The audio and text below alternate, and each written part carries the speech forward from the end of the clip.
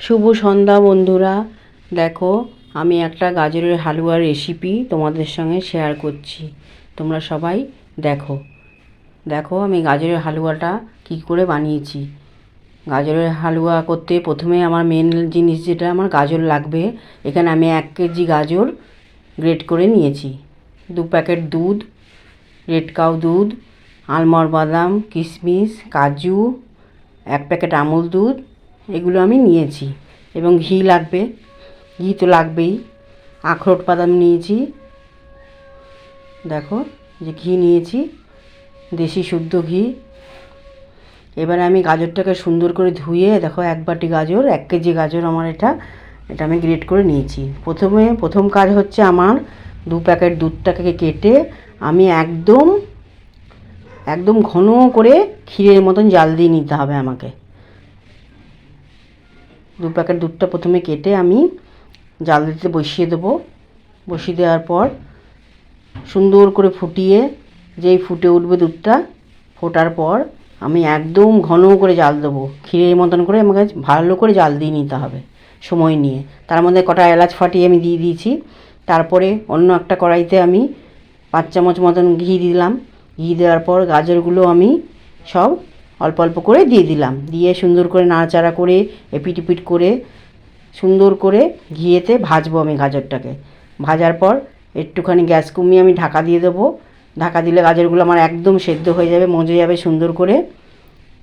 ঘিয়ে সুন্দর ভাজা ভাজা হয়ে গেছে। এবারে দেখো দুধটা আমার এদিকে ক্ষীর হয়ে গেছে, এলাচ দিয়ে সুন্দর স্মেল ছাড়ছে, সুন্দর করে দুধটা আমার ক্ষীর হয়ে আছে। এবারে আমি গাজরটাকে ভেজে নেওয়ার পর 1 চিমটে নুন দিয়ে দেবো। 1 চিমটে নুন দেওয়াতে আমার মিষ্টির ব্যালেন্সটা ঠিক থাকবে। তারপর আমি 1 বাটি চিনি দিয়ে দেবো। তোমরা যে যেমন মিষ্টি খাও সেরকম দেবে। আমি একটু মিষ্টিটা কমই দিয়েছি। মিষ্টি দেওয়ার পর এবারে আমি এলাচের বীজগুলো ফাটিয়ে রেখেছিলাম, সেই বীজগুলো আমি একটু থেতে করে দিয়ে দিলাম। সুন্দর এলাচের গন্ধ ছাড়বে। এদিকে দুধটা আমার ঘন হয়ে গেছে। এইবার আমি এই গাজর ভাজাগুলো এই গরম ক্ষীরের মধ্যে দিয়ে দেবো। দুধটা আমার একদম ফুটে ফুটে শুকিয়ে ক্ষীর হয়ে গেছে, এর মধ্যে দিয়ে দেব। দেওয়ার পর সুন্দর করে সব দিয়ে দেবো। দেওয়ার পর ভালো করে এর মধ্যে ভালো করে মিক্সড করে নিতে হবে। গাজরগুলো দেওয়া হয়ে গেলে সুন্দর করে ক্ষীরের মধ্যে আমার গাজর ভাজাটা মিক্সড করে দিতে হবে। সুন্দর করে আমি মিক্সড করে দিলাম। এপিট ওপিট করে সুন্দর করে আমি মিক্সড করে দিলাম, একদম যাতে ক্ষীরের মধ্যে গাজরগুলো একদম মিশে যায়, খুব সুন্দর হয়। এবারে তারপরে আমি ড্রাই ফ্রুট, কাজু, কিশমিশ, আলমন্ড, আখরোট আমি সব কুচি করে রেখেছিলাম, সেইগুলো আমি সব দিয়ে দিলাম।